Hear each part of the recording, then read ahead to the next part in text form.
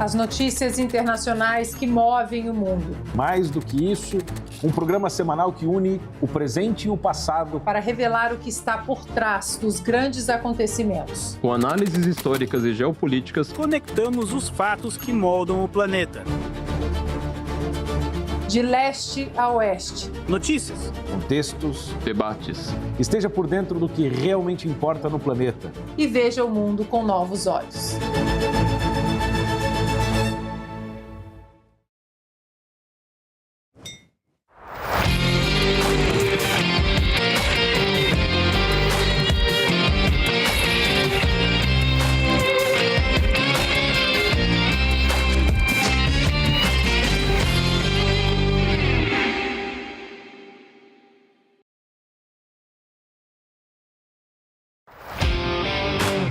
Nascida em Salvador, Eliana Calmon é formada em Direito pela Universidade Federal da Bahia. Na mesma instituição, concluiu especialização em processo civil. Na magistratura, foi procuradora da República, juíza e desembargadora federal. Em 1999, foi nomeada ministra do Superior Tribunal de Justiça, a primeira mulher a ocupar o cargo. Foi corregedora nacional de Justiça e diretora da Escola Nacional de Formação e Aperfeiçoamento de Magistrados, ministro Sálvio de Figueiredo, a ENFAM, entidade vinculada ao STJ. Nessa época, a ministra Eliana Calmon chacoalhou os três poderes ao afirmar a existência de bandidos de toga. Por suas mãos, mais de 100 mil processos foram julgados. Em dezembro de 2013, se aposentou dos tribunais. No ano seguinte, disputou uma vaga no Senado pelo PSB. Os 502 mil votos recebidos foram insuficientes para levá-la à Casa Maior. Em 2018, declarou apoio a Jair Bolsonaro. Eliana Calmon coleciona premiações, comendas e medalhas, como a que recebeu em 2005 pela revista Forbes. Na ocasião, foi eleita a mulher mais influente do Brasil no segmento judiciário. Uma defensora da liberdade, Eliana Calmon segue na linha de frente no combate à corrupção e ao ativismo judicial.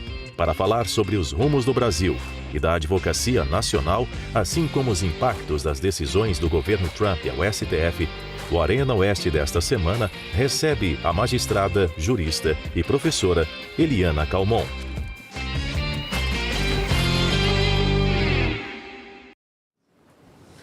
Olá, muito boa noite a você. Eu sou Adalberto Piotto e seja bem-vindo ao Arena Oeste, este programa de entrevista dedicado a grandes temas e ao debate público. Sempre ao vivo, às quintas-feiras, às 8h30 da noite. Na edição de hoje, nós recebemos a jurista, magistrada e professora Eliana Calmon. A bancada de entrevistadores, que estará comigo durante todo o programa de hoje, é formada por Paula Leal, âncora, editora-chefe de Oeste Sem Filtro, Alfredo Scaff, advogado, Christian Costa, repórter de Oeste em Brasília, Rafael Hakimi, editor-chefe do portal R7. Sejam todos muito bem-vindos. Doutora, é um privilégio recebê-la aqui. Muito boa noite à senhora. Muito boa noite, é um prazer muito grande estar aqui na Arena Oeste e com todos vocês, como eu já disse, as meninas que têm conversado comigo, são todos muito bons, de forma que eu estou muito à vontade de estar entre pessoas que parecem comigo, porque nós estamos juntos nesta luta pelo Brasil. Doutora, me permita fazer só uma lembrança de Rui Barbosa nessa minha primeira pergunta e depois eu vou usar aqui com todas as vênias parafraseá-lo. Mas na oração aos moços, Rui Barbosa, num dos trechos do livro, na verdade, do discurso dele, ele diz o seguinte: de tanto ver triunfar as nulidades, de tanto ver prosperar a desonra, de tanto ver crescer a injustiça, de tanto ver agigantar em si os poderes nas mãos dos maus, o homem chega a desanimar da virtude, a rir-se da honra, a ter vergonha de ser honesto. Acho que boa parte de nós leu esse trecho, sobretudo este trecho de Rui Barbosa, em algum lugar ao longo de nossas vidas. Eu usei aqui dizer que vou parafrasear Rui Barbosa. Então, doutor, eu lhe pergunto o seguinte, levando em conta toda a sua carreira e a sua luta pessoal pela moralidade do judiciário. Quando a senhora vê colegas do judiciário, juízes, operadores do direito, que obviamente reconhecem e conhecem a realidade, não podem alegar ignorância do que está acontecendo neste momento, a senhora imagina que essas pessoas estão com vergonha de serem honestas, com medo de serem honestas, ou estão sendo muito bem pagas para não serem honestas? Estão com medo de falarem que são honestas. Estão com medo de dizer que não aceitam muitas das coisas que estão ocorrendo na área jurídica e não só na jurisdição, mas através de todo o movimento que passa pela justiça. Funcionários públicos tornaram-se, porque não têm mais poderes. Os poderes dados aos juízes, isto foi cassado.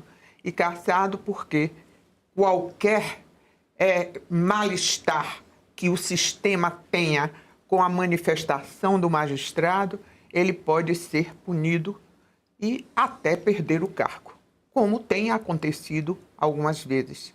E isso faz com que haja um medo de falar, um medo de se posicionar.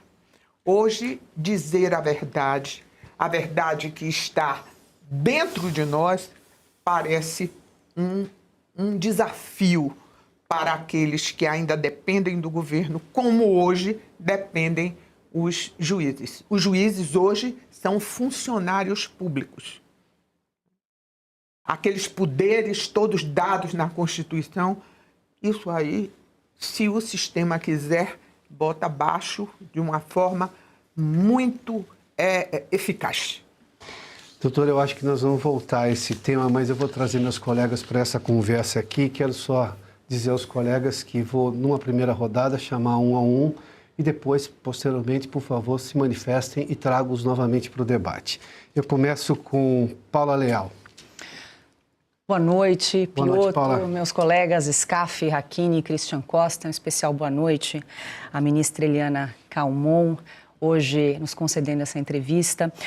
Eu gostaria de aproveitar e pedir um parecer da senhora de um caso de ordem prática.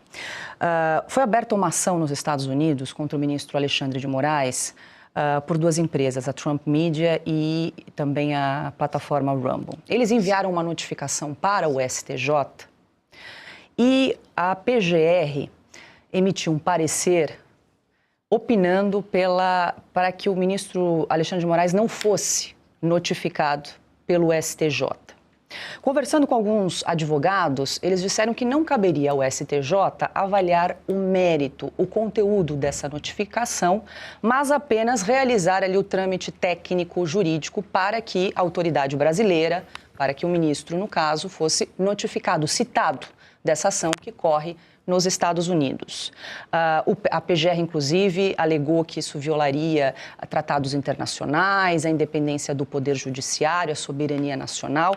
Eu gostaria muito da sua avaliação a respeito desse parecer da Procuradoria-Geral da República e também do STJ diante dessa notificação que hoje está na mesa ali dos ministros do STJ. Eu entendo que para se fazer a notificação de um ministro do Supremo Tribunal Federal, o único tribunal possível seria o Superior Tribunal de Justiça, porque eles, os ministros do Supremo, constituem a última instância, de forma que não vai julgar, não vai decidir, não vai diminuir, nem vai aumentar, vai apenas ser um porta-voz de uma decisão tomada por um governo estrangeiro. De forma que eu entendo que, lamentavelmente, a PGR errou. Porque, efetivamente, seria o Superior Tribunal de Justiça o tribunal competente para fazer essa notificação. Agora, o que acontece é que existe dentro do Supremo Tribunal Federal uma hierarquia. E eles não aceitam que o STJ tenha competência que venha a afrontá-los com uma notificação. Isso está na lei? Não. Está exatamente na atividade que eles exercem de Supremo para serem superiores a todos os demais magistrados, o que efetivamente não está na Constituição. Eles têm a capacidade, eles têm a competência de serem a cabeça do Supremo, a cabeça do Poder Judiciário, eles comandam o Poder Judiciário, mas, enquanto magistrados, eles estão subordinados àquilo que a legislação determina. E como se faria a notificação de um ministro, um Estado estrangeiro faria a notificação de um ministro do Supremo Tribunal Federal? Quem seria o capaz de fazer? Somente um ministro que está hierarquicamente na Constituição brasileira, abaixo do ministro, mas isto não é exército. No exército existe a hierarquia e, naturalmente, vamos dizer, um general 4 estrelas não pode ser comunicado por um general 3 estrelas. Mas não se trata de militar, não se trata de hierarquia militar. Se trata única e exclusivamente de competências que dão ao Supremo uma competência para ser a cabeça do Poder Judiciário. Ele comanda o Poder Judiciário. Alfredo Scaff, boa noite, seja bem-vindo ao nosso debate. Bom, primeiramente, muito feliz de estar aqui na sua frente. Eu tenho uma admiração muito grande pela senhora e quero agradecer o convite de estar aqui nessa mesa. Quero te fazer uma pergunta no seguinte sentido. A gente está muito cansado como advogado e eu quero agradecer a senhora por estar advogando, porque a senhora é um orgulho para a advocacia hoje. A gente está muito cansado dessa notícia de cotidiano, porque a gente nunca imaginaria na nossa vida de advogado que o Supremo Tribunal Federal fosse notícia de cotidiano. Isso não acontece em nenhum país do mundo. Isso acaba invertendo a separação de poderes, isso adoece os outros poderes e é o que está acontecendo hoje no Brasil, esse sentimento que nós temos. A Ordem dos Advogados do Brasil é a única instituição que é constitucionalmente reconhecida como essencial à administração da justiça. O Conselho Federal da Ordem, por meio do seu presidente, está extremamente tímido com todos esses acontecimentos. E eu entendo, na qualidade de advogado, que a OAB teria o poder dessa independência, porque não precisa de órgão público, não precisa de verba pública, é sustentada pelos advogados, para tornar essa independência mais efetiva e cobrar o respeito à Constituição. Por que isso não está acontecendo, doutora Eliana? Olha, eu venho observando essa dificuldade que nós estamos tendo e este cansaço que nós estamos tendo diante de diversas instituições brasileiras. E como eu vivi o período da ditadura e enquanto o Brasil estava subordinado aos militares, eu me tornei juíza federal, porque eu era procuradora da República, fiz concurso e fui ser juíza federal. Eu nunca vi os meus colegas magistrados com tanto receio, nunca vi os advogados com tanto receio dos militares como hoje tem receio do Supremo Tribunal Federal. Para mim, isso é uma coisa que eu não consigo explicar, porque o Supremo sempre foi, para mim, o Supremo. Eu sou juíza de vocação, eu fui juíza porque eu escolhi ser juíza e sou extremamente obediente. Tanto que eu atravessei todo o sistema sendo muito bem sucedida, porque eu sou muito obediente a todas as regras. De forma que eu posso dizer o seguinte: eu sempre respeitei muito o Supremo Tribunal Federal, porque era um tribunal que nós olhávamos e podíamos até não concordar, mas tínhamos o direito de escrever e dizer não concordo e pedir data vênia, porque não estávamos concordando. Sim. Hoje nós não podemos nem dizer o data vênia, porque estamos com receio de dizer este data vênia. De forma que, se nós do judiciário não estamos tendo este papel de sermos nós mesmos, imagine os advogados. E, naturalmente, algumas instituições quebraram-se em face do sistema que está sendo hoje visto no Brasil. E a Ordem dos Advogados, efetivamente, virou praticamente um partido político que está ao lado do sistema.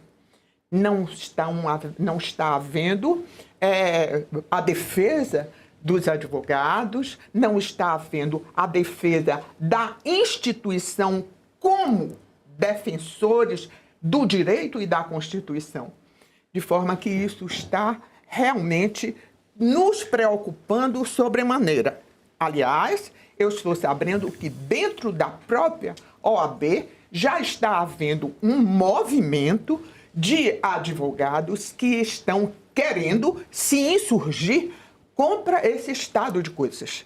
Nós temos de enfrentar efetivamente para cumprirmos a Constituição. Temos de dizer, como advogados, quem é que nós estamos defendendo e quais os princípios que nós estamos defendendo. E estes princípios estão, sem dúvida alguma, na Constituição Federal. Christian Costa, boa noite, seja bem-vindo. Por favor, a sua pergunta. Boa noite, Piotto. Boa noite, Paula, Hakini, Dr. Scaff, ministra Eliana. Boa noite, é um prazer tê-la conosco. Prazer é tudo meu. Ministra, desde 2019, o Supremo Tribunal Federal conduz o chamado inquérito das fake news, que até o momento não foi concluído. Quero uma avaliação de Vossa Excelência com relação a esse procedimento, a essa investigação. Bem, nós estamos aqui com diversos advogados aqui na bancada. E, naturalmente, que isso nunca existiu. Isso não existe. Como é que se tem uma investigação e que diversos fatos que não estão interligados são colocados dentro desse mesmo inquérito? E esse inquérito prossegue sem. Ele teve início, mas não tem meio, nem tem fim, não é? Nós não sabemos quem são os indiciados, porque são tantos os indiciados que vão se atropelando muitas vezes nestas investigações, que é algo que, para qualquer jurista, qualquer advogado, qualquer estudante de direito, não é compreensível, não é? Rafael Hakimi, por gentileza, boa noite, sua pergunta. Boa noite, ministra, boa noite, colegas. Ministra, é uma pergunta que eu pego o gancho sobre o STF. Hoje, a escolha dos ministros leva em conta aqueles critérios que nós já conhecemos. Então, reputação ilibada, o saber jurídico, a idade. A minha pergunta é, esses critérios não são muito amplos? A escolha do ministro do STF não deveria levar em conta outros pré-requisitos? E, emendo, a senhora avalia como a possibilidade de ministros do STF terem um mandato, então um prazo para terminar? Na realidade, quando nós estávamos trabalhando com a Constituição de 88, a ideia era fazer do Supremo Tribunal Federal um tribunal constitucional, onde eles ficassem com a competência de guardião da Constituição e eles tivessem, como quase todos os países, tivessem um mandato. Né? Mas o Supremo Tribunal Federal, eles próprios se rebelaram contra aquilo. Eles não aceitaram absolutamente. Então, nós terminamos criando um aleijão. Qual é o aleijão? Um aleijão é de que nós temos hoje um tribunal onde são escolhidos os seus integrantes pelo presidente da República e que comanda não só o controle difuso do direito, como o controle concentrado. Quero explicar. O controle concentrado são as ações diretas de constitucionalidade, onde se vai julgar diretamente a Constituição para todos. E o controle difuso é quando se vai julgar os processos individualmente. Aquilo onde existem partes. João e Maria estão em um litígio e isso chega até o Supremo Tribunal Federal. E pior ainda, porque agora nós estamos tendo esses conflitos que são o controle difuso e que eles avocam e tomam do juiz de primeiro grau para julgar. Sim. De forma que eles concentraram naquelas 11 pessoas que estão compondo o tribunal todo o poder judiciário. O controle difuso, o controle concentrado e o controle disciplinar de todos os juízes por causa do CNJ, que está subordinado ao Supremo Tribunal Federal. De forma que eles têm hoje, nas suas mãos, toda a concentração de tudo que se passa sobre a justiça e sobre a legalidade neste país. 11 pessoas. E pessoas que estão dentro de uma verdadeira bolha e com um ego extremamente inflado. Sim. Porque não se pode dizer que um ministro do Supremo é feio, porque isso pode ser uma difamação, não é? De forma que nós estamos em grande dificuldade. Eu lembrava, até no outro dia, lembrando que um professor meu, o professor Calmon de Passos, dizia o seguinte, quando veio a Constituição de 88, assim, vocês não sabem o que vocês estão fazendo. Vocês estão pegando e dando ao Supremo Tribunal Federal todo o controle desta nação. Isso não pode, isso não é possível. Vocês vão ver o que é que vai acontecer. E eu, na minha ingenuidade, naquela época, eu entendia que aquilo estava certo pela reverência que eu tinha aos ministros do Supremo. Sim. Eu dizia, a nação está entregue aos melhores nomes que nós poderíamos ter. E eu não avaliava o que poderia acontecer dali por diante. E o professor Calmon de Passos lembrava sempre uma frase dita por um baiano, um político baiano chamado João Mangabeira, que estava... Eu até pensei que a frase era dele mesmo, do João Mangabeira, mas depois eu fui estudar e verifiquei que ele falou aquilo que Rui Barbosa disse. Olha, em toda a República, o poder que mais faltou a esta República foi o poder judiciário através do Supremo Tribunal Federal. Uhum. Isso foi dito por Rui Barbosa, né? E eu achei aquilo muito interessante à época, mas faltou como? Casos isolados que podem ser ditos que faltou à República. Mas, quando nós vamos examinar o que foi o Supremo, que teve os seus erros, teve os seus equívocos naturalmente, nós vamos encontrar pessoas que se mantiveram com uma postura exemplar, sempre. Eu levei muitos anos acreditando piamente nisso. Eu olhava para um ministro do Supremo e eu baixava a cabeça. Eu reverenciava. E eu não sou, assim, tão humilde para entender que precisava reverenciar alguma autoridade. Eu reverenciava aquele homem que, pelo seu poder, pela sua discrição, era possível reverenciar. De forma que este era o sentimento da nação com relação ao Supremo Tribunal Federal.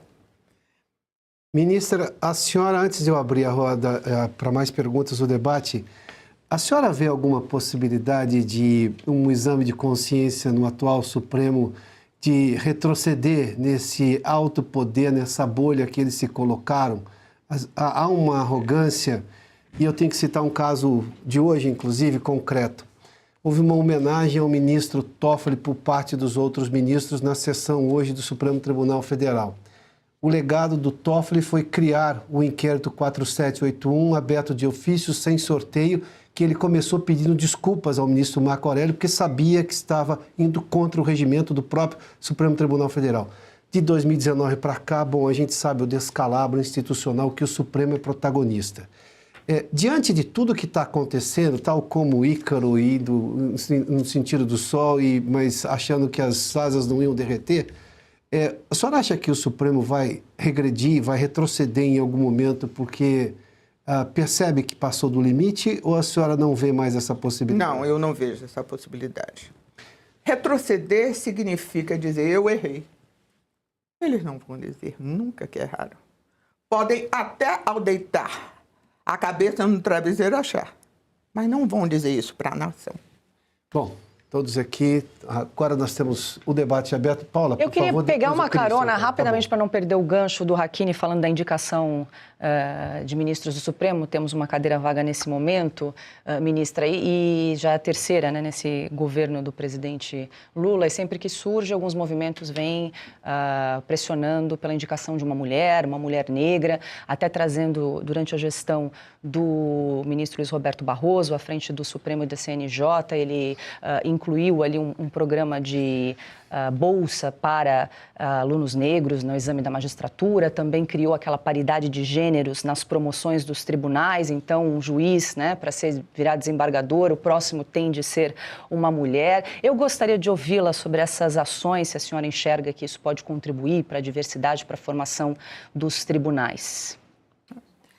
Na realidade, sempre se fez isto, sempre se ouviu muita gente, sempre se descobria pessoas que poderiam exercer este cargo, inclusive para haver paridade de gêneros, começarmos a ter no Poder Judiciário uma paridade de gênero. E isso é muito interessante, era muito eficaz, e isso era muito ouvido, sim, pelos presidentes da República, que passaram sem colocar nenhuma mulher durante muitos anos e, posteriormente, colocaram a ministra Hélène Grace, que teve um papel relevante, uma mulher de muito respeito e que teve uma atuação brilhante no Supremo Tribunal Federal, né? Depois tivemos a ministra Rosa Weber e a ministra Carmen Lúcia, né? Não vejo a possibilidade de agora, mesmo com toda esta ênfase que está se dando para se colocar uma mulher negra, porque eu já fiz uma varredura e eu não vi nenhuma mulher que possa parecer confiável aos olhos do sistema. Não vejo. Tem muita mulher competente, boa, correta, mas os homens são mais confiáveis. Por quê? Porque dentro de uma sociedade machista, como ainda é a sociedade brasileira, os homens já deram prova desta confiabilidade. Já deram prova de que são aqueles que aceitam toda esta subordinação. E eu não vi nenhuma mulher se apresentar com essas características. De forma que, dentre os candidatos todos que estão aí na mídia, eu acho que eles não têm concorrentes, mulheres, que sejam tão confiáveis como eles são aos olhos do sistema. Christian, depois Scaff e Hakini. Ministra, eu interpelei Vossa Excelência sobre a questão do inquérito das fake news, que não é o único caso muito polêmico no Supremo Tribunal Federal. Os ministros julgam processos referentes ao 8 de janeiro. Quero saber de Vossa Excelência qual é a sua opinião sobre o 8 de janeiro. O 8 de janeiro, eu vou dizer a minha opinião, porque a minha opinião não é uma opinião isolada. É a opinião de várias pessoas. O 8 de janeiro, por tudo que eu já analisei, por tudo que eu vi, foi uma forma de conseguir colocar para toda a nação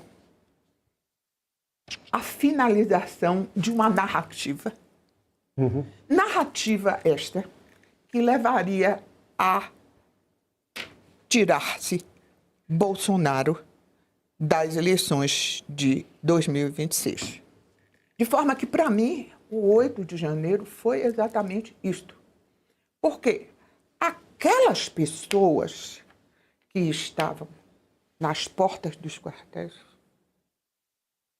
com o terço da mão, rezando, fazendo tudo. Vários amigos meus faziam parte dessas, tanto em Salvador como aqui em Brasília, dizia, aquilo ali é uma ordem total. Os militares nunca fizeram absolutamente nada. Tanto que no dia, e isso está tudo provado, no dia 8 de janeiro, quando os militares chamaram aquelas pessoas e disseram, entre nos ônibus que agora nós vamos para a Praça dos Três Poderes. Eles foram, achando que alguma coisa ia acontecer. Então eu não posso aceitar que o dia 8 de janeiro foi o dia onde queriam dar o golpe final. O golpe final, com mulheres de 73 anos, 61 anos, vendedor de picolé, vendedor de bandeira. Um governo que, enquanto governo, abriu um prazo de transição do governo Lula, que nomeou os ministros militares apontados por Lula. Esse homem fez tudo isso, depois saiu, foi para os Estados Unidos e deu um golpe. E golpe sem soldado com aquelas pessoas que estavam na porta dos quartéis? Eu não posso acreditar. Não é crível. Não é crível. A história contará isso. A história contará isso. Não adianta. Não entra na cabeça de ninguém só uma pessoa que esteja totalmente obnubilada para aceitar que seja verdadeiro esse golpe. Podem ter pensado em golpe, sem dúvida alguma. Porque as eleições estavam sendo muito contestadas, estava faltando o código-fonte, e o código-fonte, quero o código-fonte. E por isso mesmo, enquanto o código-fonte não chegar, eu não acredito nessas eleições. E isso tudo pode ter incendiado não só o ex-presidente, como as pessoas que rodeavam. E eles pensaram, então, o que é que vocês acham? A gente tem margem de fazer com que isso não brote? Nunca em direito, pensamento foi golpe. Nunca. Nós aprendemos no 2º ano da faculdade de Direito. Até uma frase que tinha em meu livro de Direito Penal. Penseiro não faz engabela. Ou seja, pensamento não faz crime. Todo mundo que estudou direito sabia disso. Eles podem ter pensado, mas isso não é crime, não. Não é um crime. Né? De forma que eu entendo que eles pensaram sim. Houve ainda a participação do ex-presidente Bolsonaro, porque era um boca rota e chamava militar, dizia que ia fazer, que ia acontecer. Enquanto era presidente, alguém acreditava naquilo. Eu dava risada, dizia, mas coitado, fica dizendo, chamando militar, dizendo que vai chamar, que vai fazer, vai acontecer. Aquilo era só bravata. Enquanto ele foi. Quando ele perdeu, ele ficou bem quieto. Então, eu, analisando como cidadã brasileira, analisando tudo isso, porque eu não sou bolsonarista, absolutamente. Eu, inclusive, quero dizer que no primeiro turno eu nem votei. Eu não acreditava em Bolsonaro. Eu não acreditava. Achava que ele foi um militar indisciplinado, tinha muitas culpas de fazer. Tanto que me convidaram para o governo e eu não aceitei. Ele chegou até a me telefonar. Ministra, precisamos muito do seu governo. E eu Qual disse... pasta, ministra, seria? Não, ele não explicou. Era o Bibiano, que foi aluno meu. Logo no começo do governo, então. Logo no começo do governo. E quando ele não tinha ainda tomado posse, o Bibiano botou para ele falar comigo, eu falei. Eu chamava ele capitão. Capitão, eu estou aqui para servir ao seu governo no que o senhor precisar, mas não para assumir cargo. Eu sou advogada, já tenho meu escritório, tenho meu compromisso com os meus clientes e com os meus juízes e com os meus advogados que estão comigo. Eu não posso assumir, mas estou aqui para o que o senhor quiser. E quero lhe dizer que eu tenho 2 prioridades. As minhas prioridades são poder judiciário, que muita gente não sabe mexer no poder judiciário, no poder legislativo. Eu tenho esta prioridade. E a outra prioridade seria o direito da mulher. Falei isso com ele. Não quero nada, nenhum cargo. Deixa eu só pedir desculpa ao Scaf e ao Hakimi, eu preciso fazer um rápido intervalo, a gente volta em instantes nessa conversa com a doutora Eliana Calmon. Só avisar mais uma vez a nossa audiência, Silvio Navarro, o titular aqui do Arena Oeste, está de férias, por isso a minha presença aqui, ao lado de colegas, nessa conversa com a doutora Eliana Calmon, que a gente volta logo depois desse intervalo, que é bastante rápido.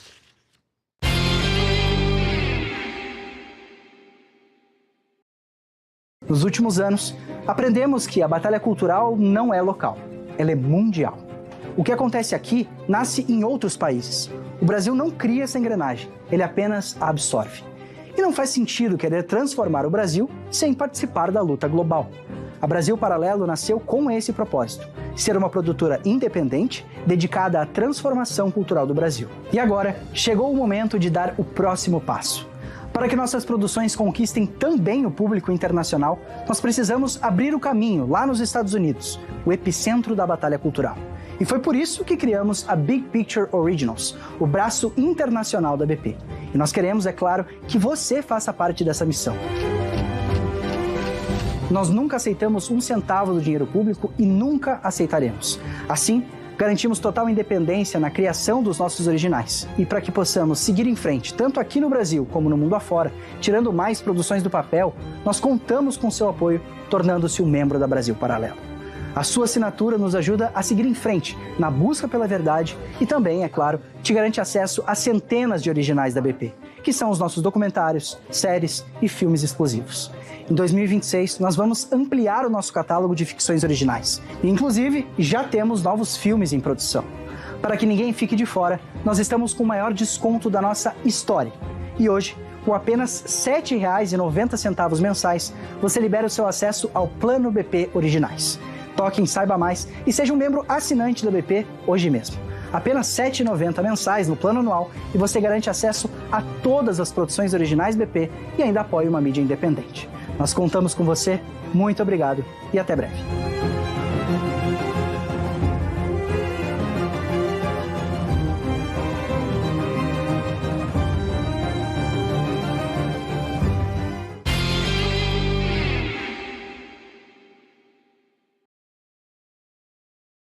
De volta ao Arena Oeste desta noite de quinta-feira aqui pelos canais da Revista Oeste. Nós estamos neste momento com mais de 20 mil telas simultâneas acompanhando este Arena, que hoje tem como convidada Eliana Calmon, ministra, ex-ministra do STJ.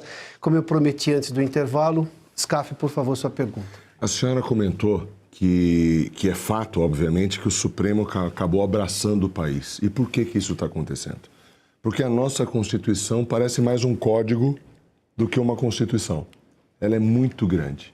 Tanto é verdade que eu, na condição de advogado, sinto que essa questão do Supremo ser um tribunal hoje de petição né? Qualquer um peticiona no Supremo por qualquer motivo, porque está tudo praticamente na Constituição. Aliás, matérias que não deveriam estar na Constituição estão na Constituição. Scaff, só me permita, há um estudo que para chegar ao Supremo você tem acho que 33 petições diferentes. E quando não cabe em nenhuma das 33, tem uma tal de petição inominada. Ou seja, é infinito. Desculpa, Scaff. Exato, é exatamente isso. A senhora não acha, por exemplo, eu entendo, por exemplo, que o tribunal mais importante do Brasil é o STJ. E hoje o STJ está, entre aspas, diminuído pela exacerbação da atitude do Supremo. Porque eu entendo que somente uma reforma legislativa, porque o poder emana do povo, e eu não entendo porque, com raras exceções, nós temos um Congresso hoje covarde, por que o Congresso não põe uma ordem na questão do Poder Judiciário? E o que eu digo ordem é o seguinte: fortalecer a instância comum, que é o STJ, e também fortalecer o STF, mas diminuindo a sua competência para que ele seja não um tribunal de petição, mas um tribunal pacificador. Porque hoje o STF é um tribunal, além de petição, infelizmente, em alguns motivos, um tribunal político, o que não cabe na imparcialidade do juiz. Por que o Congresso não delimita isso e acaba beneficiando o Supremo? Porque eu tenho certeza que toda advocacia, todo o sistema de ordem jurídica quer ver um Supremo forte, mas quer ver um Supremo pacificador. Olha, vamos falar de política agora. Se nós fizermos uma avaliação, né, do que é o Supremo Tribunal Federal, nós vamos verificar o seguinte: o Supremo já passou por duas grandes crises. E todas as vezes que ele passa por uma crise, ele cria um tribunal. Quer dizer, cria-se um tribunal para dividir competência com ele. A primeira crise foi quando eles que julgavam em grau de recurso as decisões dos juízes da Fazenda Nacional, eles deram o segundo grau da Fazenda Nacional, eles estavam em crise porque eram muitas coisas. A União foi crescendo, foi se organizando e tinha muita demanda, de forma que eles não estavam dando conta dos recursos extraordinários. E eles, então, criaram o Tribunal Federal de Recursos.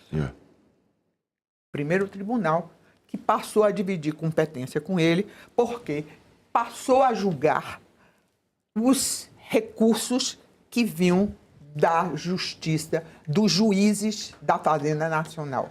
Posteriormente, criou-se a Justiça Federal pelos militares. A segunda crise foi quando eles, com essa competência gigantesca da Constituição de 88, onde eles estavam julgando o controle difuso e concentrado, porque eles não abriram mão dessa competência. Sim. E eles criaram 1000 artifícios para jogar fora muito recurso extraordinário que não tinha grande importância.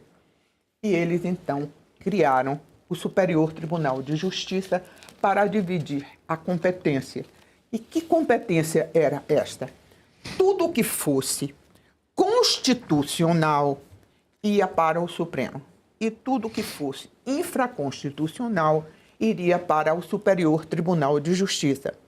Tanto que se pensou que o Superior Tribunal de Justiça, criado com 33 ministros, logo depois seria um tribunal muito maior.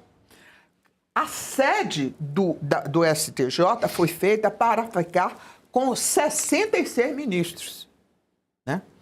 66 ou 67 ministros, sendo assim mais ou menos como é a Corte de Cassação italiana, que são muitos, né? Muitos componentes.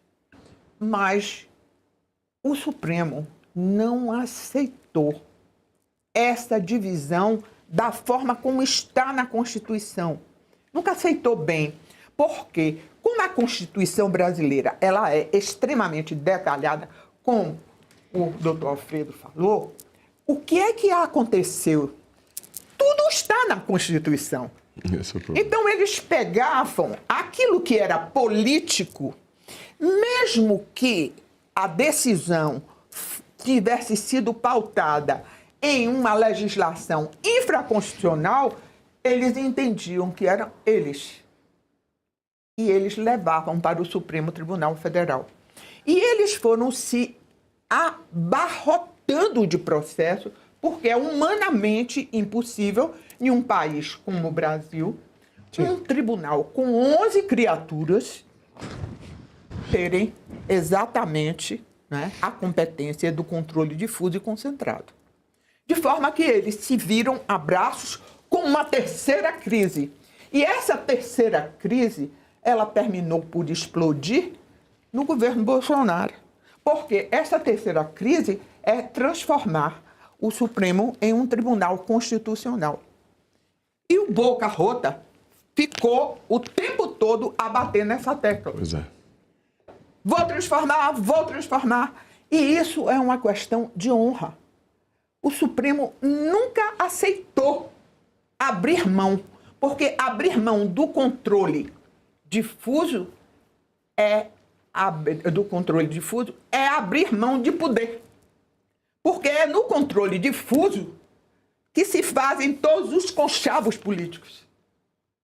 É no controle difuso que está o poder dos governadores, dos prefeitos. É onde se faz os conchavos políticos, é no controle difuso.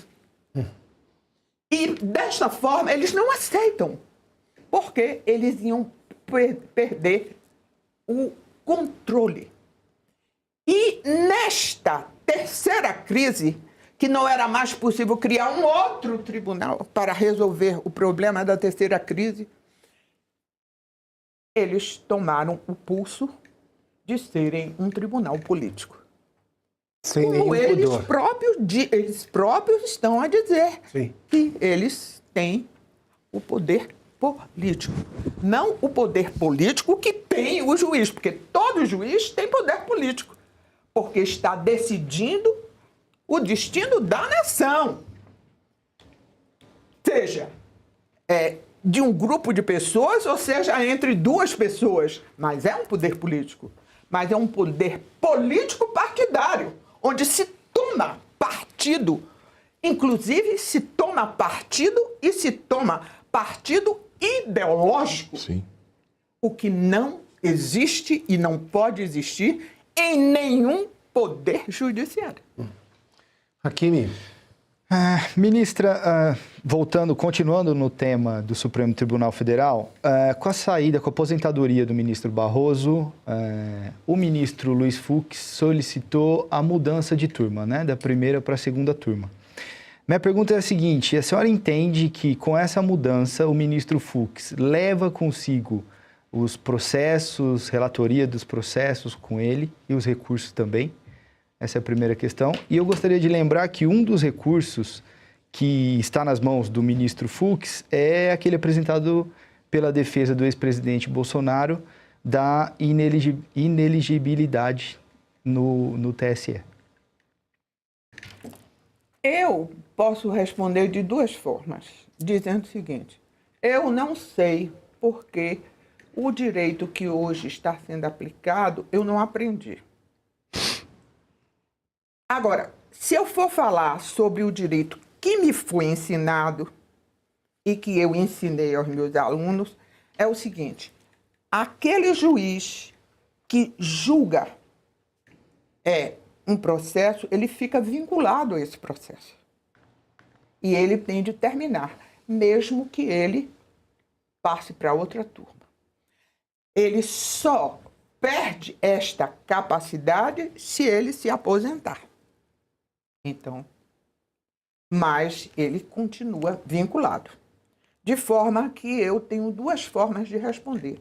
Eu não sei como é que eles vão decidir, porque hoje o regimento interno do Supremo Tribunal Federal, ele vem mudando, né?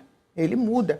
Um pouco antes do julgamento do ex-presidente, foi mudado, né? Aparelhado, né? De forma que eu não sei como é que eles vão fazer. Eu não sei. Mas, se for pela letra da lei processual vigente agora, como está no Código de Processo Penal e no próprio regimento interno, ele fica vinculado ao processo. Ministra, juízes se manifestam nos autos, mas esse Supremo não leva isso ao pé da letra de jeito nenhum. O próprio ex-presidente do Supremo, Barroso, é o que se pode chamar, talvez, do mais eloquente deles. Ele adorava falar, cantava, dava entrevistas, antecipava voto. Aliás, não só ele, vários outros. O Christian Costa está conosco aqui, que cobre a justiça em Brasília, os tribunais superiores, em especial o Supremo Tribunal Federal, tem dito que o ministro Fachin, agora presidente da Corte, pretende, digamos, tirar o holofote do Supremo. A senhora acha que ele vai conseguir? A senhora vê realmente essa intenção por parte dele?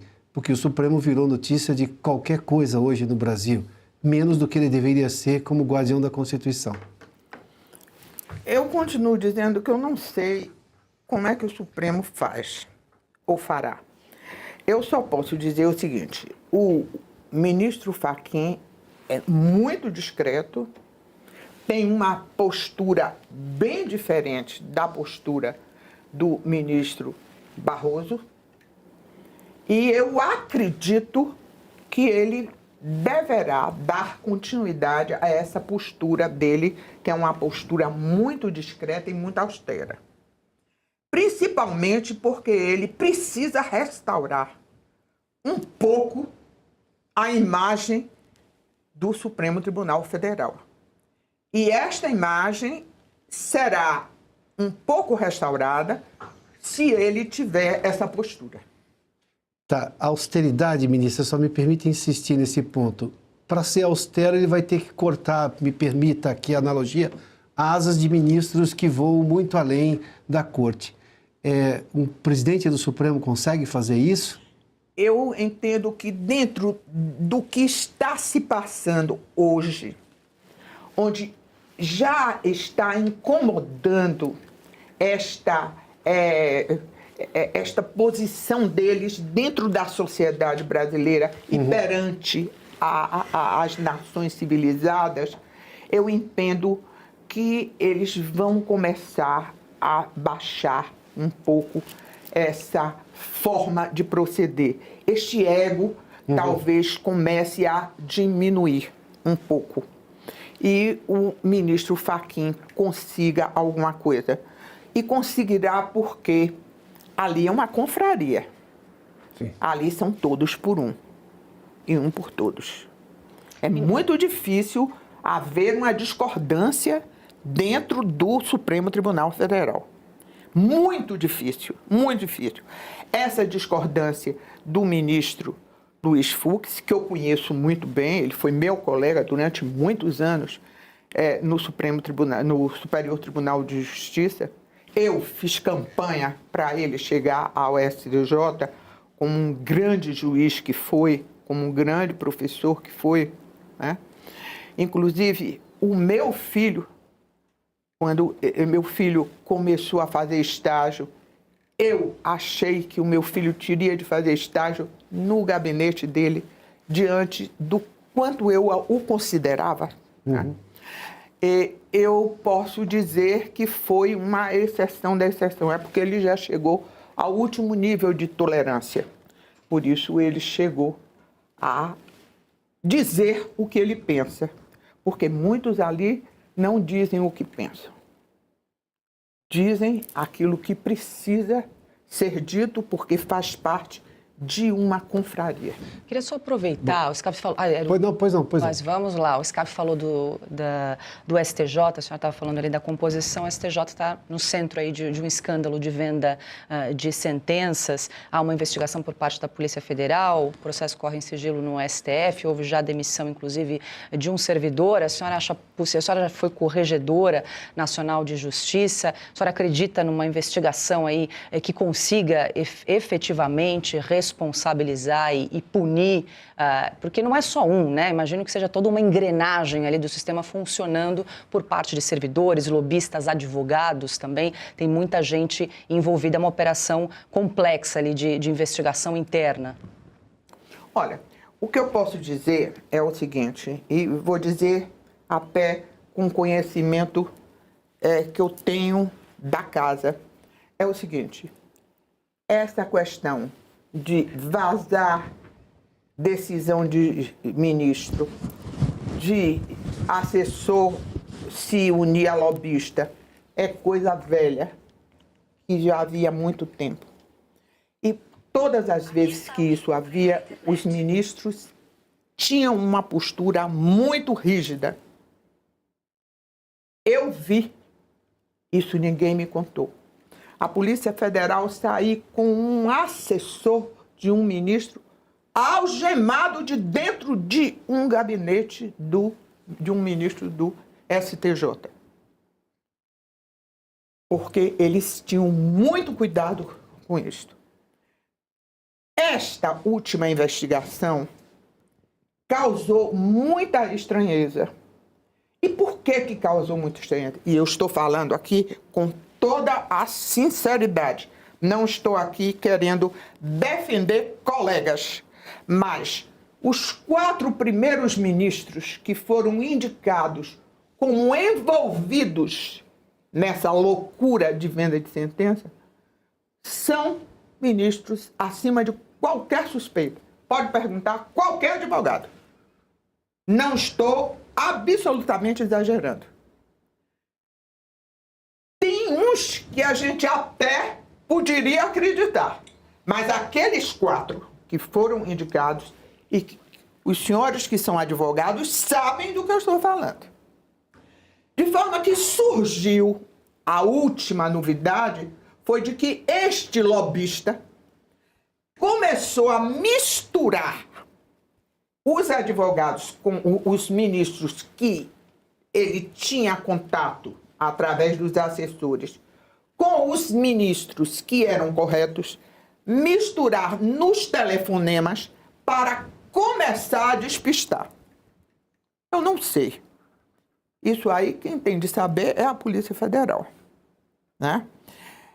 E até agora é muito difícil se fazer apuração de ministro, seja do STJ, seja do Supremo Tribunal Federal.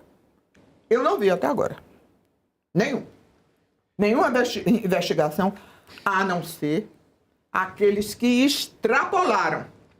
E posso dar alguns exemplos. Não vou dar exemplo porque todo mundo sabe. Ministros que saíram, inclusive, do STJ por questão de investigação por corrupção. Né? Por corrupção. Christian, depois vou para cá. Christian, por favor. Ministra, voltando à questão da atuação do Supremo, o Piotr observou que o ministro Fachin tem essa intenção, ou se ele vai conseguir ou não, a gente não sabe, mas de tirar o Supremo do foco. Paralelamente, ocorreu, há não muito tempo, a aplicação da Lei Magnitsky no ministro Alexandre de Moraes e, ao mesmo tempo, outras sanções contra demais ministros, como o cancelamento de vistos. Como é que Vossa Excelência avalia a aplicação dessas sanções aos ministros e se essas sanções têm capacidade de fazer com que o Supremo se contenha? Veja bem, eu não sou, assim, expert no direito internacional para saber até onde vão as consequências da Lei Magnitsky. Mas o que eu posso dizer é o seguinte: o que eu vejo é a aplicação de uma lei estrangeira de caráter até universal, porque vários países adotam esta lei, quando as atividades do Poder Judiciário brasileiro estão repercutindo dentro de uma nação estrangeira, seja da União Europeia, seja dos Estados Unidos. Então, as consequências em razão de não cumprimento dos direitos humanos está interferindo em um cidadão estrangeiro ou dentro das atividades exercidas por este país estrangeiro. Essas são as consequências e, naturalmente, podem atingir, sim, todo e qualquer ministro, mesmo que esteja fora dos Estados Unidos, seja, como se diz, não é ferir a soberania brasileira. Eles é que feriram a soberania do Estado estrangeiro com as atitudes tomadas. Se isso pode causar receio, acredito que sim. Acredito porque a atitude do ministro Barroso, com aquela choração toda, Sim. é de quem estava realmente temendo alguma coisa, né? E não é possível que eles sejam tão orgulhosos a ponto de não terem medo. Toda pessoa tem medo, toda pessoa tem receio de ser atingido na sua honra, no seu patrimônio. E parece que o que mais dói é o bolso, na hora que mexe com as economias, né? E a lei Magnifique é exatamente nesse sentido. De forma que eu acredito que tenha repercussão. Por mais que eles neguem, não estou ligando, não estou... Então, sim. Eu preciso fazer um rápido intervalo, daqui a pouco eu trago o Hakimi e também o Scaff aqui. Nossa entrevistada hoje é a ministra Eliana Calmon, a gente volta em instantes.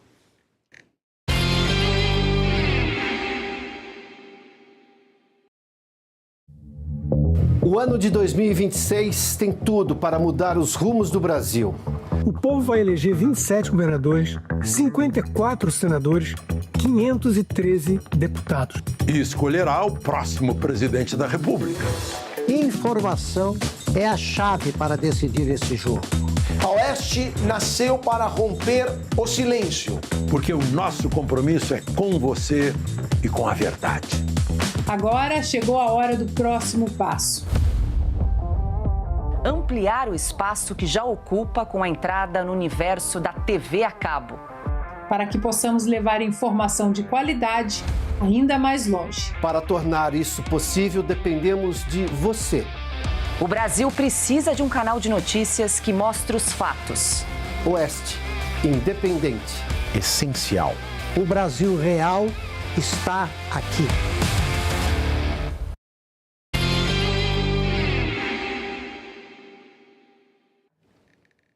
Já de volta aqui, você vê que a conversa continua aqui nos bastidores durante o intervalo, já de volta com este Arena Oeste aqui. Mais uma vez eu preciso só lembrar, Silvio Navarro, o titular desse programa, está de férias. Nesta quinta-feira estou aqui ao lado dos meus colegas e da nossa convidada especial de hoje, a ministra Eliana Calmon. Mais uma vez agradeço. Vou trazer o Hakimi agora para a pergunta, depois o Scaff. Temos aqui, digamos, uma reta final do programa agora, os últimos 25 minutos, por favor. Muito bem. Ministra, em relação à Operação Lava Jato, lá de trás, quando ela começou, ela tinha grande apoio da opinião pública, era um sucesso e, ultimamente, as pesquisas mostram que ela é mais reprovada do que aprovada. Qual que é a avaliação da senhora? Qual que é o legado que a Lava Jato deixa para o judiciário brasileiro? Olha, isso aí eu sei bem, porque eu tive contato com o pessoal da Lava Jato,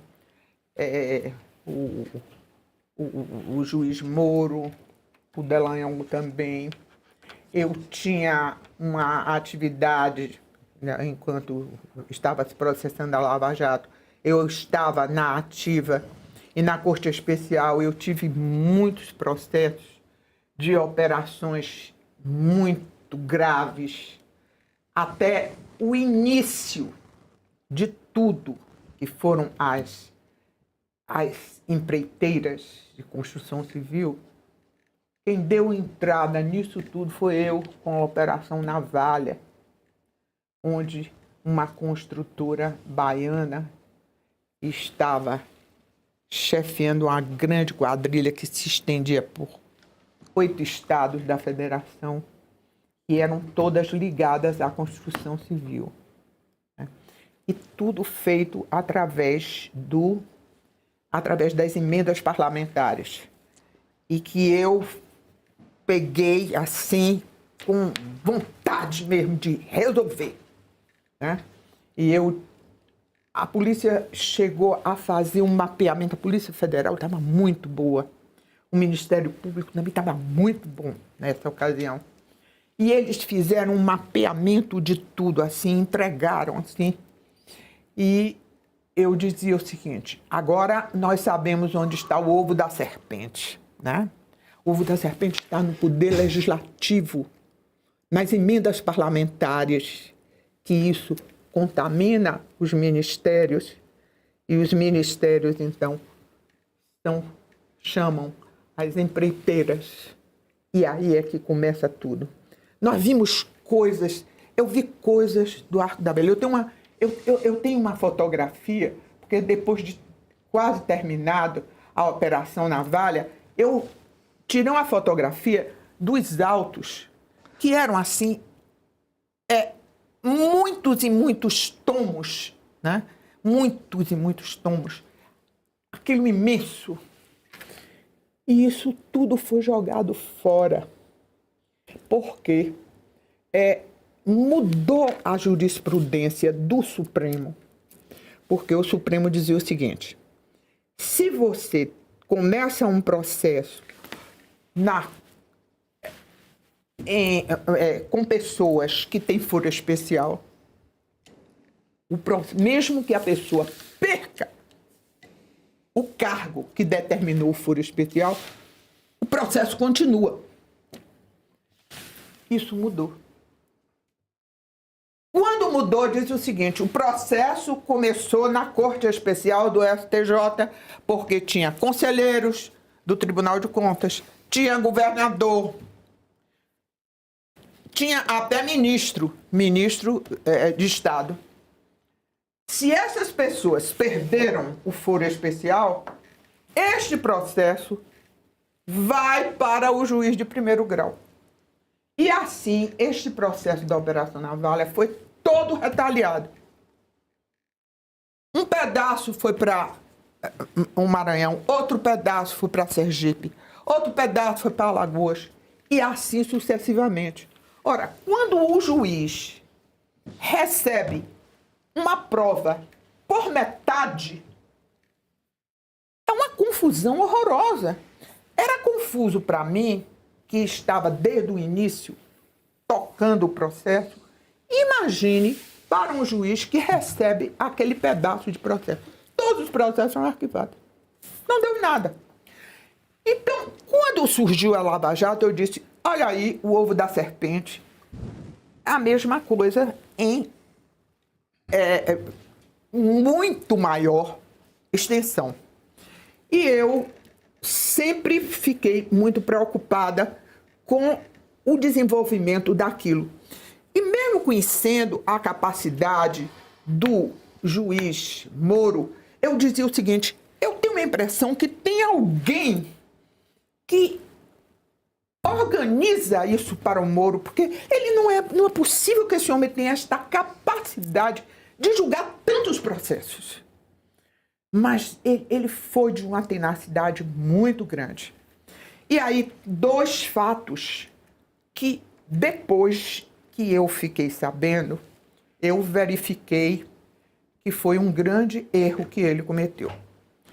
O primeiro fato é um fato que está nos jornais e tal, porque ele se inspirou muito no pessoal das Mãos Limpas da Itália. Sim.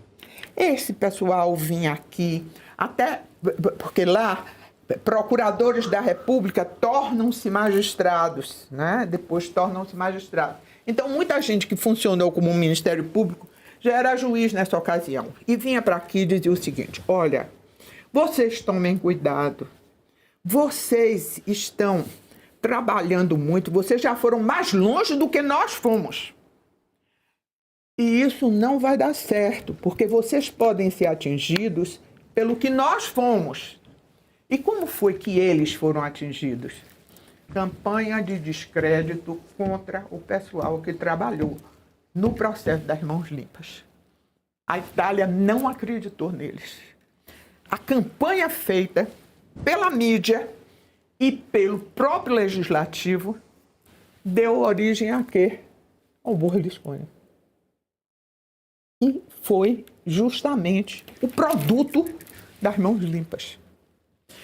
E um outro fator que eu achei interessante foi uma advogada, mas uma advogada muito estudiosa, etc.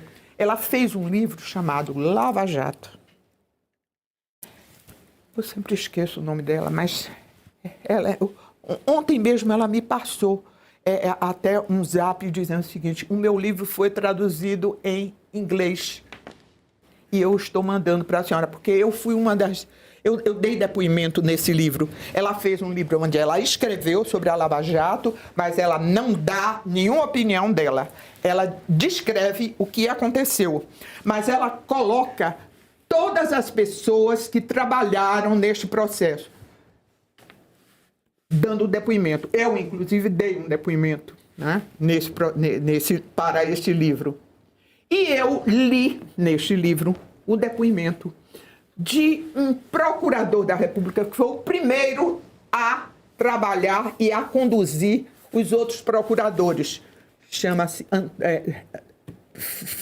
Dr. Antônio Fernando, ou Fernando Antônio, um nome desse. Assim. E ele dizia o seguinte: eles começaram a investigar e eles começaram a se entusiasmar, e o Dallagnol era um dos mais afoitos e muito entusiasmado, e o Fernando virou e disse o seguinte, porque quando eles começaram, eles deram no Planalto. E o Fernando disse assim: está na hora de nós pararmos. Vamos parar por aqui, porque o sistema não vai aguentar uma operação desta. Vamos parar. E eles não aceitaram. Não, agora que nós chegamos nisso, nós vamos dar continuidade. E a Polícia Federal incentivava também. Porque, não, nós vamos conseguir e tal. E ele se aposentou. Tanto que eu achei muito estranho a aposentadoria dele, estive até com ele participando de uma mesa de debate, e eu perguntava, mas se aposentar agora, que a Lava Jato está dando certo e etc. Ele disse, eu estou muito cansado e tal. Mas ele se aposentou por não aceitar que desse continuidade a isso. Tanto que ele ficou fora de toda esta desmoralização que fizeram. Scafi. Eu quero te fazer uma pergunta para a senhora no sentido da política internacional com relação ao que os Estados Unidos estão mexendo na geopolítica do mundo. Diariamente, o presidente Trump recebe líderes internacionais na Casa Branca, quase que diariamente. Ele tem viajado o mundo inteiro, tem tentado pacificar uma série de situações e interferido economicamente com a questão das tarifas. A senhora entende que ele vai conseguir, porque o que tentaram contra ele, aquela tentativa de assassinato, era justamente para que ele não participasse da eleição. A senhora acha que ele consegue, e tem esse objetivo, está mais do que claro, mudar a geografia da América Latina para trazer a América Latina como aliado dos Estados Unidos e começando com eleições livres aqui no Brasil? Olha, eu não sou muito conhecedora da geopolítica internacional, a não ser como cidadã brasileira, leitora de algumas coisas interessantes e tal. A impressão que me dá é o seguinte: o Brasil é de uma importância fundamental para os Estados Unidos, porque aqui é o grande laboratório para se instalar aquilo que o Che Guevara queria, que era justamente fazer da América Latina, de um modo geral, um continente comunista, né? Como ele queria. Então, isso nenhum americano de bom senso acha possível que o Brasil vire Cuba ou uma Venezuela. De forma que isso é que me dá a convicção de que ele vai continuar a não querer que aqui vire uma Venezuela ou um Cuba. Porque Cuba eles não perdoam. E ele está correto, na sua opinião? Se eu não sou socialista nem comunista, Eu acho que está. Mas a senhora não acha que nós já estamos em um processo de venezuelização? Eu faço essa pergunta. Sem dúvida alguma, Sim, e né? com uma rapidez muito grande, porque desde o momento do momento onde houve aquela fase de transição de governo, eles já chegaram prontos. Eles tinham tudo no Foro de São Paulo. Eles chegaram prontos. Foi rápido. E eles estão de uma rapidez incrível. Eles dominaram a universidade, eles dominaram as mídias, não é? Então, o processo é um processo muito rápido. E eles já estão bastante adiantados. E os nossos,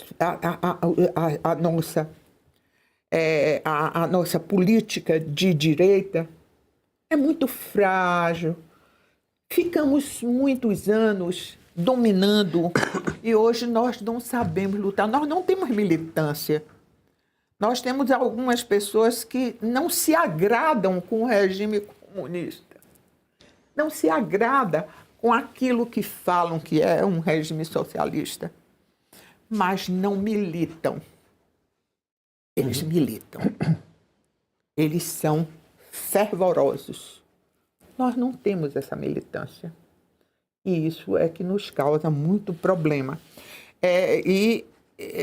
Os Estados Unidos, até para conseguir uma adesão grande, eles terão dificuldades pelo povo que nós temos. Nós temos um povo que gosta de ver as coisas nos lugares, aceitam. Eu sei disso porque, enquanto eu fui corregedora, eu tive uma aceitação popular muito grande, que eu não esperava. E todo mundo aplaudiu. Eu já saí da corregedoria desde 2012. As pessoas ainda me param na rua para dizer: olha, a senhora foi isso, a senhora foi aquilo. Quer dizer, queriam as coisas certas. Sim. Mas só queriam. Nada fizeram para isso. De forma que nós temos de mudar muito para termos pessoas que aceitem ser militantes, correr risco, muitas vezes correndo risco, mas serem fiéis àquilo que acreditam. Temos mais 7 minutos antes da pergunta do chat. Paula, depois... Eu queria mudar radicalmente de assunto, falar um pouquinho de privilégios, sobre privilégios do Poder Judiciário. Me chamou a atenção uma entrevista que o ministro do STJ, o Mauro Campbell, concedeu ao Estadão recentemente.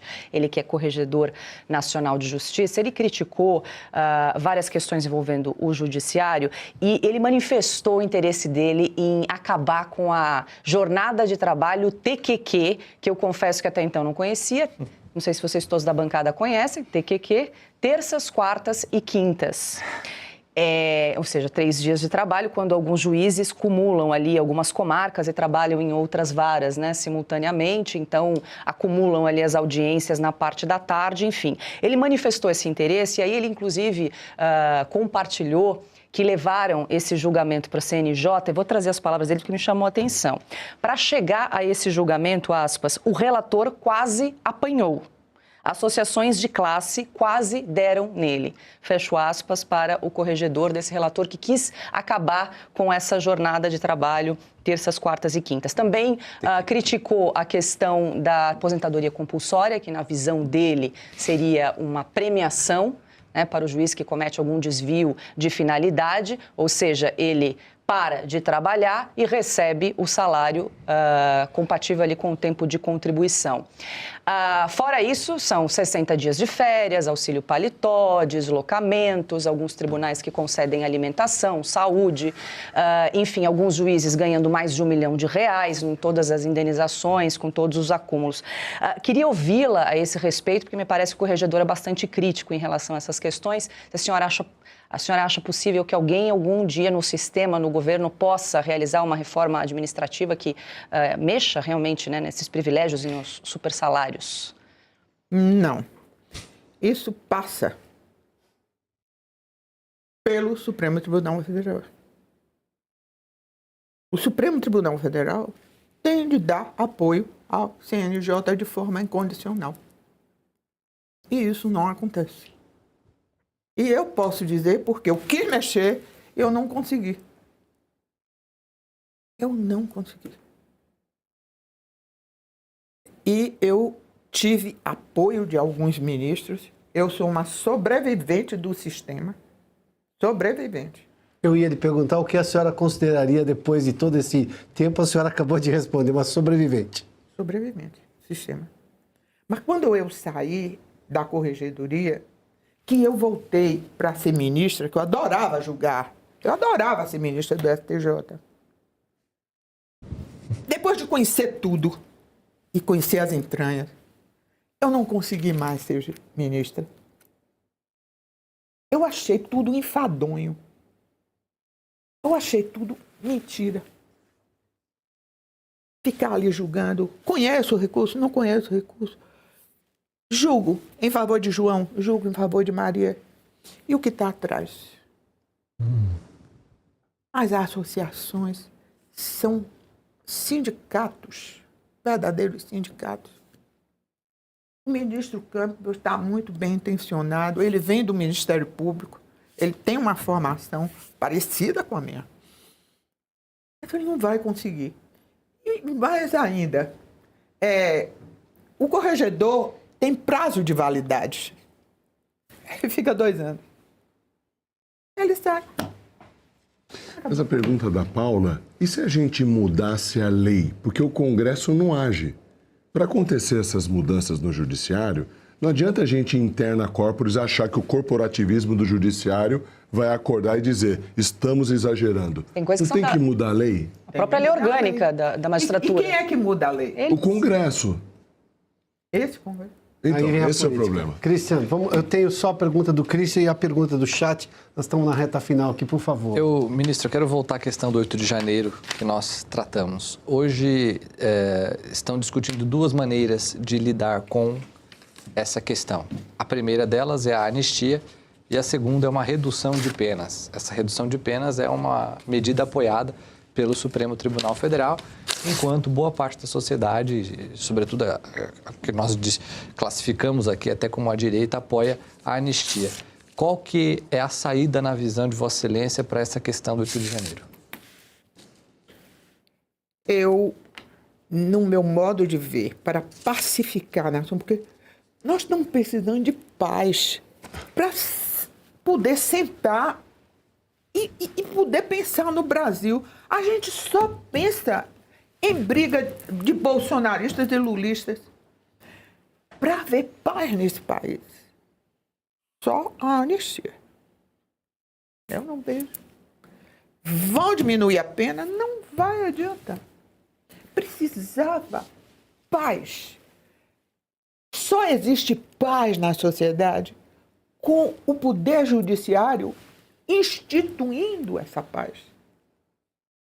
É isso que nós precisamos. Nenhum país, nenhuma democracia pode resistir se não tiver um judiciário que resolva os conflitos da sociedade. E não tem causado mais conflitos diariamente? Mais conflito. Quando abre a boca, é um conflito. Tem de trazer paz para a sociedade. Ele foi desde a origem de poder de alguém que se chama juiz, antes de Roma até, eles foram instituídos para pacificar. Sim. E é isso que nós precisávamos. Se a gente pudesse pegar um super psiquiatra, um super analista, e botasse 11 analistas, um em cada gabinete, para ver se aquelas cabeças chegavam à paz social. Mas cada vez nós temos mais conflitos. E parece que quando eles pensam em endireitar, eles entortam mais. Ministra, eu tenho agora a pergunta do chat aqui. Vamos lá, Vivi, porque a pergunta talvez seja o começo de onde vem essa não pacificação, né, do país. O Weber Franco Vilas Boas pergunta, Piotr, pergunta aí quem soltou Lula, vai? Essa é a pergunta do Weber Franco aqui. Ele, imagina, esteja se referindo justamente àquela anulação de todas as decisões da Justiça Federal de Curitiba, que não foi só de Curitiba, foi também em Porto Alegre e também no STJ. Embora criou-se essa narrativa de que o problema estava todo em Curitiba, ignorando a reanálise de magistrados do Tribunal Regional Federal de Porto Alegre e também do STJ. Aí a pergunta é essa, ministra, quem soltou o Lula? O Supremo Tribunal Federal, onde não posso dar esta culpa ao ministro Fachin. Eu não posso. O ministro Fachin não fez isso sozinho. E o ministro Fachin não deu aquele voto e levou lá e todo mundo... Não, aquilo tudo é combinado. Eu sei porque a gente combinava coisas difíceis de resolver. Eu mesmo chamava meus colegas no meu gabinete, coisas até tributária e tal. Olha, isso aqui está difícil de resolver. Olha aqui, ó. Vamos, às vezes no meu gabinete eu fazia até PowerPoint mostrando e tal. O que é que vocês acham? Brigávamos e tal, parará, eram contra, daqui a pouco, olha, eu tô com você e tal. Então, aquele voto não foi um voto que chegou lá, foi ler e todo mundo se surpreendeu e votou junto. Aquilo foi combinado. E quem teve a ideia, ministra? Porque é um absurdo a tese do CEP, é das coisas mais estapafúrdias. Eles tentaram, digamos, alegar um foro inadequado de Curitiba, como se nada daquilo pudesse ser feito em Curitiba, e sendo que estava na Justiça Federal. A Justiça Federal é federal. E não por acaso, e é sempre bom a gente lembrar, eu mencionei há pouco, mas aquilo foi revisado pelo Tribunal, pelo Tribunal Regional de Porto Alegre. O STJ em Brasília se manifestou. Nenhum desses juízes, e todos têm conhecimento da lei, viram algum problema. Quem teve essa ideia? Bolsonaro. A ideia do CEP? Bolsonaro teve a ideia no momento em que ele disse que ia transformar o tribunal, o Supremo Tribunal Federal, em Corte Constitucional, acendeu a luz vermelha. Ele provocou. E aí criaram nesse momento, começou-se a trabalhar uma forma disso não acontecer. Bolsonaro não pode mais ser presidente de forma alguma. Quem é que a gente vai botar? A esquerda não tinha mais ninguém. Todo mundo estava comprometido. O que é que faz? Faz uma enquete. O único que sobrou, Lula da Silva. Mas ele está condenado. Como é que faz? E a gente já julgou uma porção de coisa dele. Como é que faz? Desmoraliza a Lava Jato. Primeiro, dizendo que o Ministério Público se uniu com o Moro para fazer aquele conluio. Como eles não se unem ao Procurador-Geral da República para combinar as coisas? Lógico. O juiz fala e conversa com o Ministério Público. É óbvio. Como também conversa com a defesa. E a partir disto é que veio à tona a única possibilidade que eles tinham de se salvar. Então, o bote para a salvação do Supremo chama-se Lula da Silva. Eu preciso encerrar esse programa. Antes, preciso agradecer Paula Leal, minha companheira aqui de Oeste Sem Filtro, Alfredo Scaff. Scaff, obrigado pela gentileza. Obrigado. Cristian Costa, que veio de Brasília para participar dessa entrevista e desse programa. Rafael Hakimi, seja sempre bem-vindo mais uma vez do Portal R7. Ministro, eu preciso agradecer por demais a gentileza da senhora ter nos atendido nesse convite. Pela sinceridade, eu acho que eu nem preciso agradecer, porque isso é da sua marca e é um privilégio tê-la aqui conosco num debate tão essencial. Mais uma vez, obrigado e boa noite à senhora. Muito boa noite aos senhores. Gostei muito do programa, gostei da forma como foi tratada, as perguntas muito diretas que foram feitas, não é? E deixaram eu falar, porque muitas vezes o jornalista não deixa a gente falar, né? E corta muito o raciocínio. De forma que eu gostei muito de ter participado disso aqui.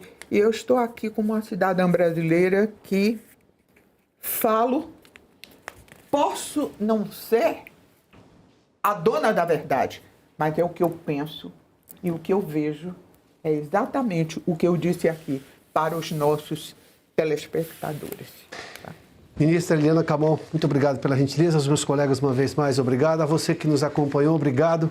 Boa semana e até a próxima quinta-feira.